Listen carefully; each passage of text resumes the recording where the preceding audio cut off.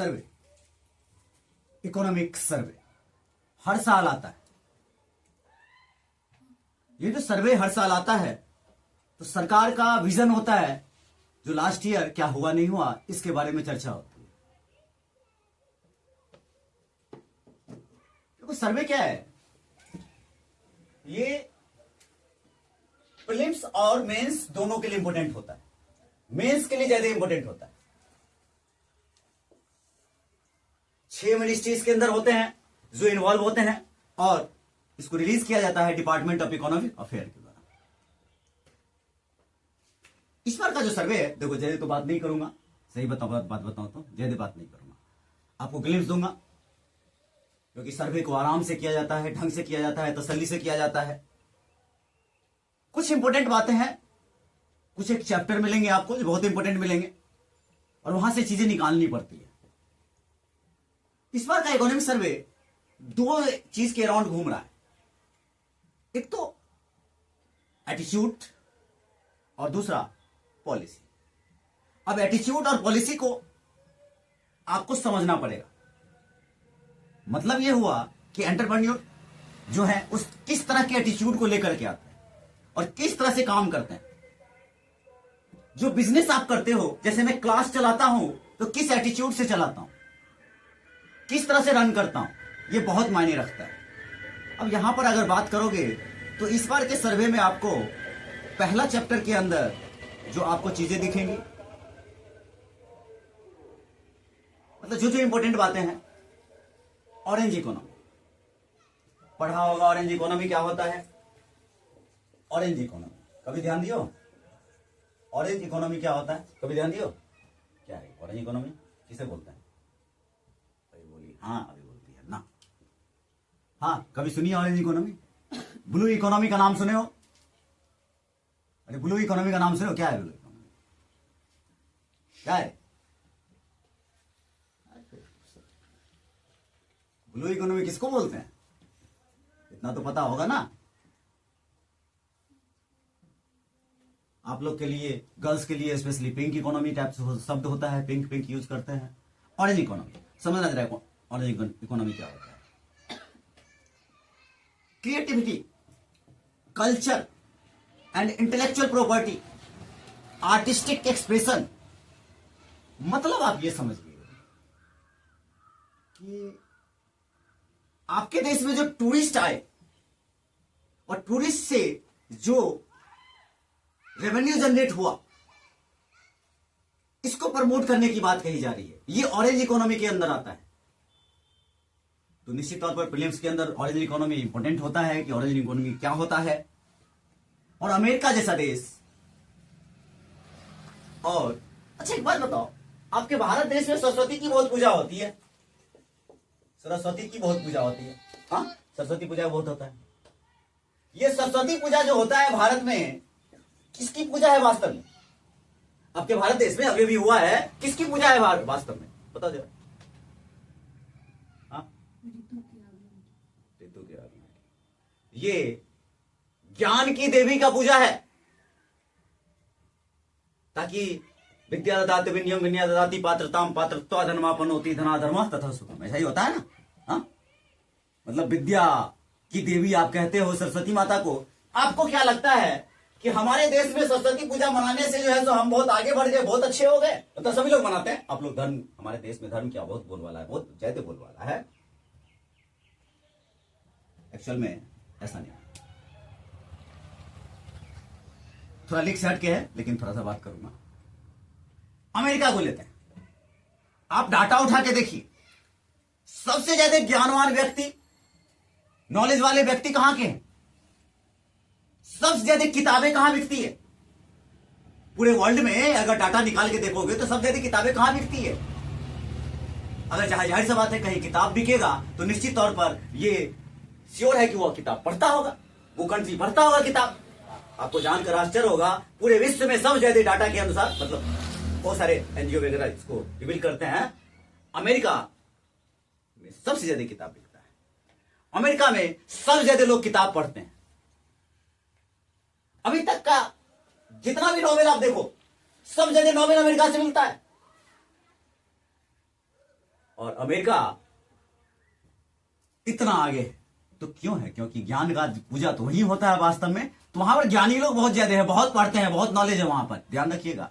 America America आज America ऐसे नहीं है। इतना बड़ा बड़ा जो चीजें होता है, बहुत बड़ी बड़ी चीज, आप नासा से लेकर के बहुत बड़ी बड़ी चीजें आपको अमेरिका में, यूएसए में दिखेगा। तो असली सरस्वती जी तो वहां है, आपके यहाँ कहां है? सिर्फ पूजा पाठ करने से मतलब सरस्वती जी तो रही ना आता है, मेहनत करना पड़ता है, वो लोग मेहनत करते हैं।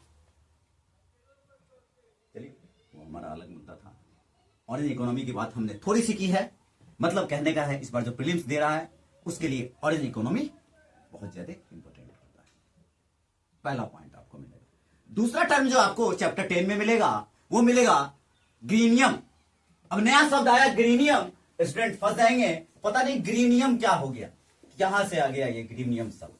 तो जब चैप्टर आप पढ़ेंगे, मतलब इकोनॉमिक सर्वे जब आप मेंस देने वाले होंगे, या नहीं तो कुछ ग्लिम्स आएंगे, कुछ कोचिंग नोट्स वाले ग्लिम्स आएंगे, उसमें आपको ग्रीनियम पढ़ना होगा, समझना होगा ग्रीनियम किसे बोलते हैं। एकदम नया शब्द आएगा, सोचेगा कहां से उठा के दे दिया। इकोनॉमिक्स ऐसे ही पढ़ा जाता है। अगर आपका बेसिक ठीक है इकोनॉमिक्स का, सर्वे पढ़िए बढ़िया से, थोड़ा बजट पढ़िए बढ़िया से और निकालिए डाटा, बहुत अच्छे से काम हो जाएगा। ग्रीनियम एक्चुअल में क्या होता है? ग्रीन एनर्जी में इन्वेस्टमेंट होता है। जनरली जो बॉन्ड होते हैं, बॉन्ड के बारे में आप लोग जानते होंगे। बॉन्ड क्या होता है? किसी कंपनी को अगर खोलना है, पैसा चाहिए, तो वो मार्केट से उधार लेता है कि चलिए 1 लाख रुपया दीजिए, आपको 1,10,000 रुपया देंगे विथ इल्ड। तो ग्रीनियम कुछ इस तरह का टर्म है, आपको अवगत करा रहा हूं। यकीन मानो इस बार जो प्रीलिम्स दोगे आप लोग, दोगे नहीं मतलब आप लोग तो नहीं दोगे, जो भी देंगे, या आप देखना आप जब क्वेश्चन अटेम्प्ट करोगे तो आपको ऐसे शब्दों से परिचय आपका मिलेगा। हो सकता है कि मिले, कोई गारंटी नहीं है, लेकिन हो सकता है कि मिले। एक ग्रीनियम शब्द आया है। तीसरा टर्म जो आपका आएगा चैप्टर नंबर 15 में, वो आएगा डी गरबा। डी गरबा नया नाम है, नया टर्म है, आपको अजीब लग रहा होगा। और United nation department of economic and social affair इसमें इन्वॉल्व है। अब डी गरबा का मतलब क्या हुआ, आपको इसको थोड़ा समझना होगा।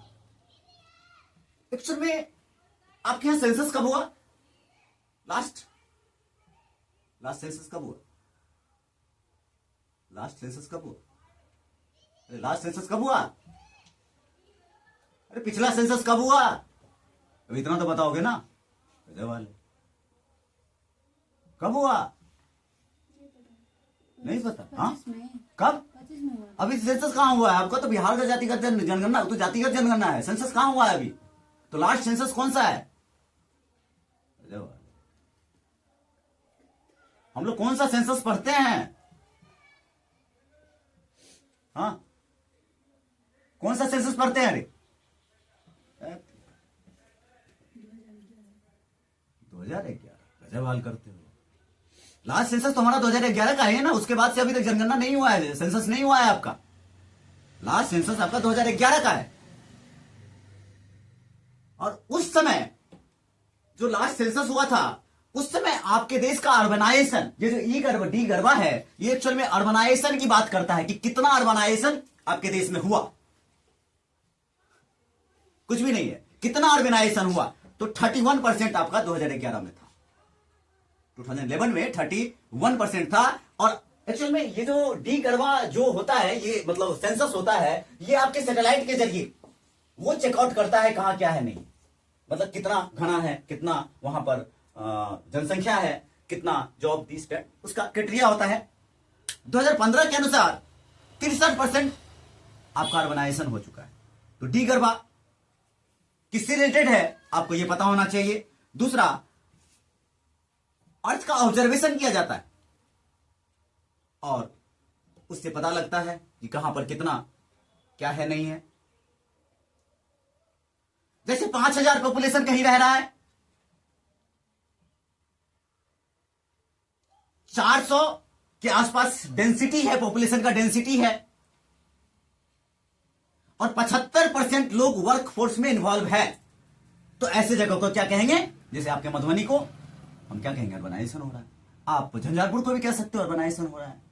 आप सकरी को भी कह सकते हो अर्बनाइजेशन के एरिया में बढ़ रहा है, कदम बढ़ रहा है, तो सैटेलाइट के जरिए इसका वो करके किया जाता है। तो डी गरबा आपको पता होना चाहिए, या मेंस के आंसर के अंदर लिखने के लिए डी गरबा की सहायता से हम इस तरह से मैपिंग करते हैं और पता लगाते हैं कहां कितना अर्बनाइजेशन है। तो डाटा रहेगा तो निश्चित तौर पर पॉलिसी बनाने में क्या होगा, आसानी होगा।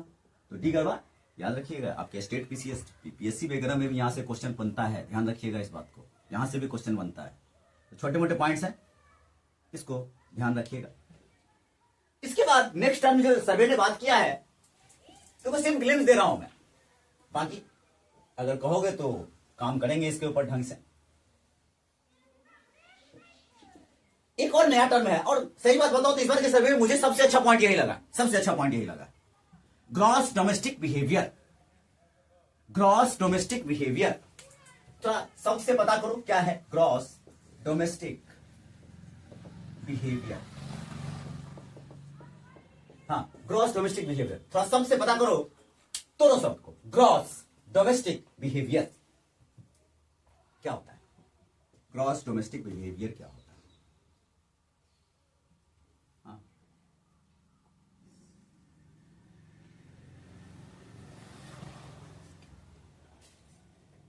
थोड़ा सोचो, थोड़ा सोचो।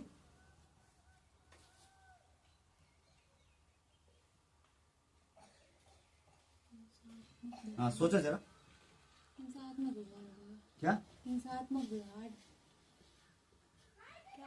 हिंसात्मक कहां से आ रहा है। देखो इसमें ये बात क्या किया गया है, समझना बात को क्रॉस डोमेस्टिक बिहेवियर में, कि स्वच्छ भारत अभियान सरकार ने चलाया, हाइजीन के लिए बहुत सारी चीजें चलाई सरकार ने। तो इन सब को चलाने के बाद क्या अभी भी रोड पर लोग थूक रहे हैं, फाइटिंग करते हैं लोग? क्या स्वच्छ भारत अभियान के आने से लोगों का बिहेवियर चेंज हुआ? कितना चेंज हुआ, इसके ऊपर बात की गई है। कॉपरेशन का भाव बढ़ा कि नहीं बढ़ा, नहीं समझे? ये बहुत अच्छा टर्म है, ये बहुत अच्छा टर्म है, ये social gross domestic behaviour. Bharat ने जो हाइजीन की बात की, भारत ने जो स्वच्छ भारत अभियान की बात की, इससे कितना बदलाव हुआ, क्या वास्तव में चेंज आया? तो ये सर्वे कह रहा है वास्तव में ह्यूमन का बिहेवियर चेंज नहीं हुआ, नहीं हुआ। इसलिए इसकी बात की जा रही है। ये मेंस के आंसर के लिए, स्पेशली मेंस के आंसर के लिए, देखो इसको हम कहां लेके जाऊं, मैं कहां लेके जाऊंगा, मैं अगर पर्सनली लेके जाऊंगा तो मैं किस जगह पे इसको लेके जाऊंगा, जीएस पेपर 4 के अंदर लेके चला जाऊंगा, जीएस पेपर 4 के अंदर लेके चला जाऊंगा। और बड़े अच्छे ढंग से इस चैप्टर को अगर पढ़ोगे तो आपको बिहेवियर के बारे में पता लगेगा, किस तरह से सरकार जो बोलती है वो बहुत मायने रखता है, यही यूपीएससी है। तो बिहेवियर के बारे में आपको पता लगेगा कहां क्या है, नहीं है, किस तरह से वो बिहेवियर की बात कर रहा है, किस तरह से बदल रहा है या नहीं बदल रहा है, सारी बातें आपको पॉजिटिव नेगेटिव सब कुछ मिलेगा। सर्वे आप जब पढ़ोगे, हिंदी में भी आता है, हिंदी में भी आता है।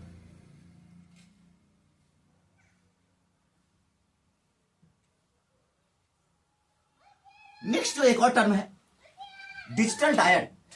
डिजिटल डाइट नया टर्म है, फिर से डिजिटल डाइट क्या हो सकता है? Digital diet, digital diet, diet का मतलब क्या होता है? डाइट का मतलब क्या होता है? डिजिटल डाइट, डाइट का मतलब क्या होता है?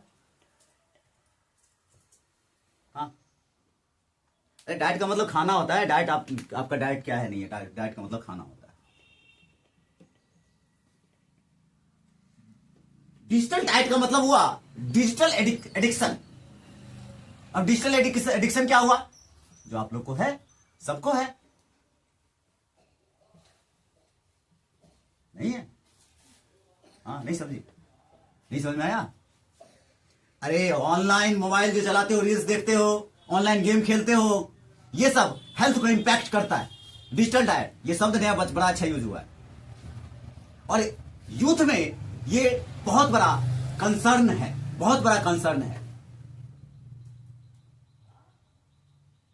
चाहे हेल्थ इंस्टीट्यूशन में हो, चाहे सिविल सोसाइटी में हो, ये बहुत बड़ा कंसर्न है। गेमिंग डिसऑर्डर नाम का एक बीमारी आजकल आ रहा है, गेमिंग डिसऑर्डर नाम का, ऑनलाइन गेमिंग एडिक्शन, ये सब प्रॉब्लम और परेशान करेगा। तो digital diet is related to और एनवायरमेंट दे देगा, 30 डेट दे देगा, आप ढूंढते रहिए। तो प्रीलिम्स के अंदर आप इन चीजों को यूज कर सकते हो और मेंस के अंदर भी आप यूज